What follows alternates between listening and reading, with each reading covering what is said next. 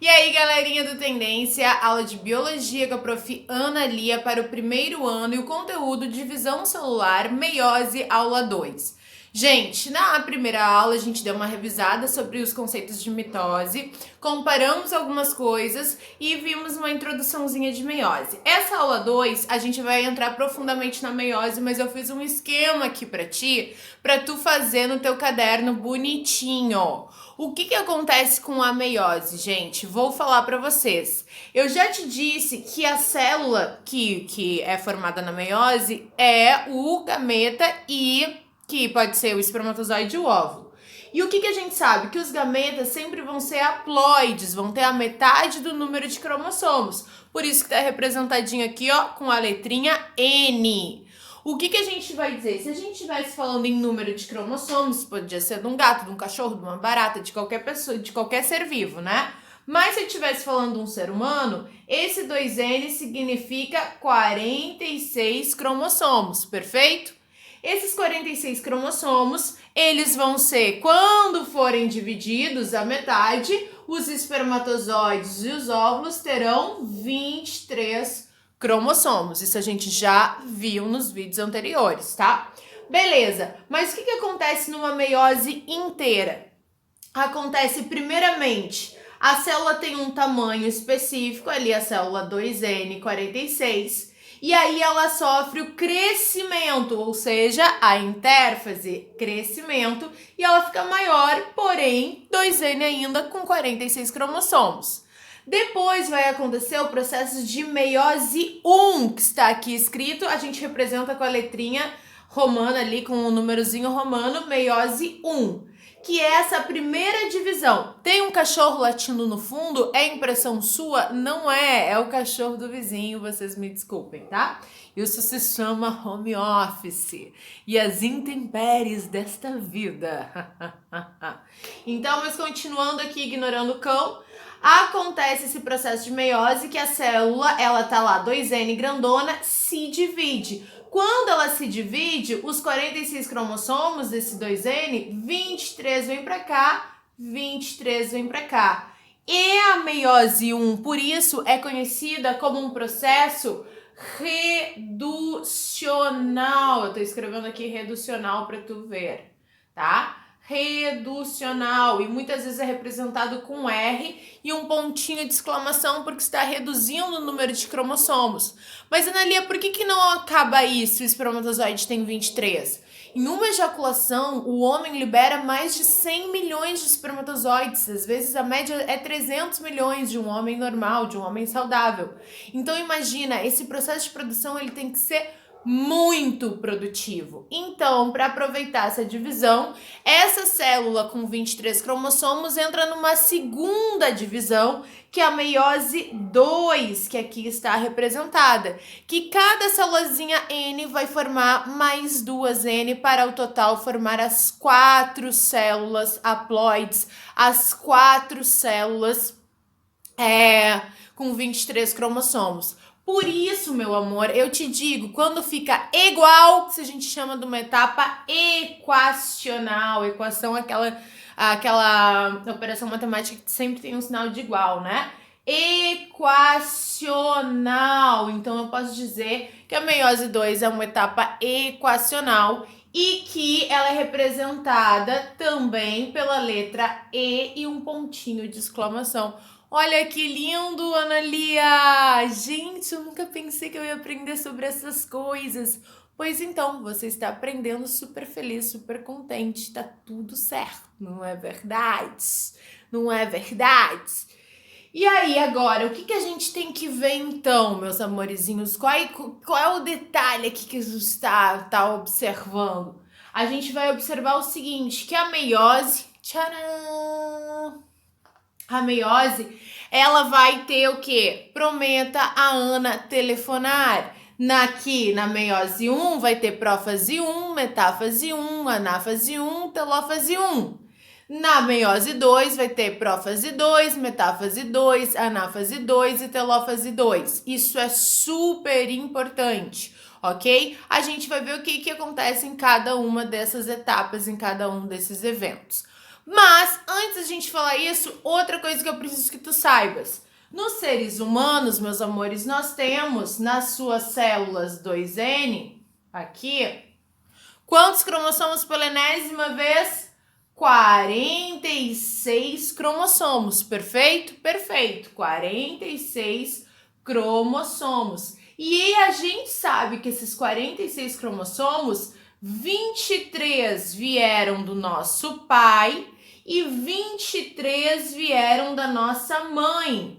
No pai, através do espermatozoide, e na mãe, através do óvulo, não é verdade? E qual é o detalhe? Esses 46 são pares perfeitos. Nós temos duplas perfeitas. A gente tem o par 1, o par 2, o par 3, o par 4. Porque os 23, vamos representar como se fosse... Aqui eu vou dar um exemplo, ó, o espermatozoide do meu pai, com 3 cromossomos. E o óvulo da minha mãe com 3, tá? Porque eu não vou desenhar 23, vocês me desculpem, tá? Olha só o que eu desenho aqui, ó. Dá pra ver que esse é o espermatozoide do meu pai e o óvulo da minha mãe? Tem um grandão, um médio, um pequeno, tem um grandão, um médio, um pequeno. Quando formou a minha primeira célula, o zigoto, o que aconteceu? Os grandes, os médios e os pequenininhos, eles são equivalentes, porque eles têm o mesmo tipo de gene. Por exemplo, no par 1, vamos supor, né? Define a cor do olho, o gene da cor do olho. No par 2, o tamanho do teu fêmur. No par 3, tem o gene que é a cor do teu cabelo. E assim sucessivamente.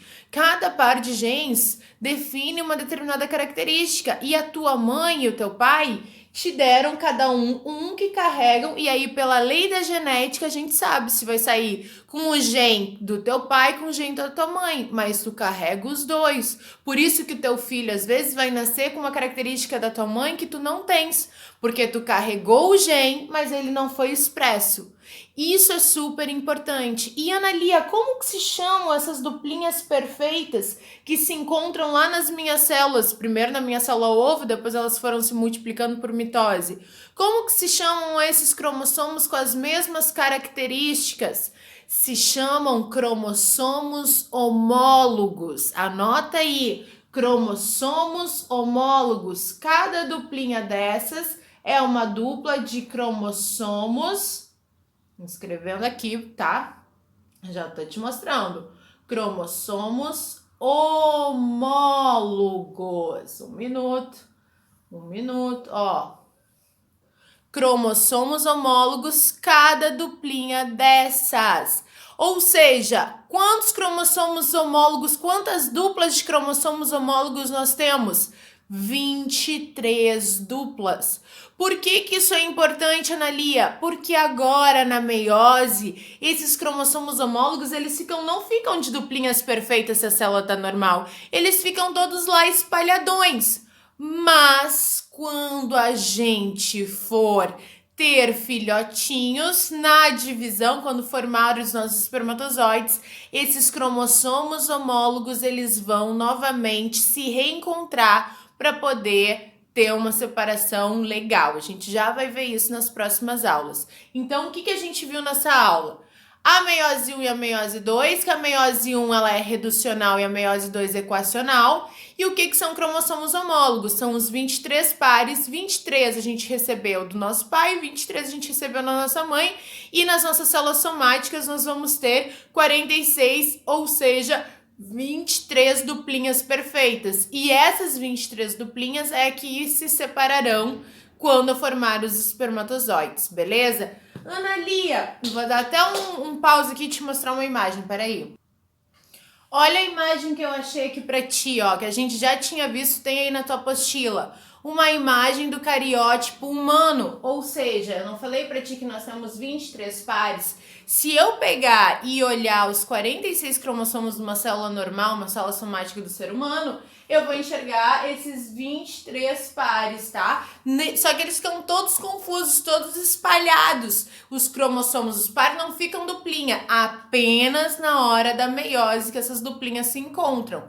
E aí a gente já sabe, a gente já conhece o cariótipo humano, isso já foi fotografado, que tem o par 1 que é maiorzinho, o par 2 que é um pouco menor, o par 3. Já se sabe que o par 3 expressa essa característica, o DNA, que o par 9 sintetiza essa proteína, que o par 10 é responsável pelo tamanho e funcionamento do teu fígado, e assim sucessivamente. Eu tô dando aqui características aleatórias, eu não sei o mapeamento genético, né? Mas os geneticistas, os engenheiros, né, genéticos, eles estudam isso, que cada par faz. E aí nós temos 23 pares de cromossomos homólogos e esses 23 pares que vão se separar na meiose. Então, durante a meiose, vai formar 23, uma célula de 23 cromossomos. Não de 23 pares, como são as células somáticas. Então, ali do par 1 vai um cromossomo de cada lado, do par 2 vai um cromossomo de cada lado, e assim sucessivamente. Nos próximos vídeos tu vai ver a importância disso.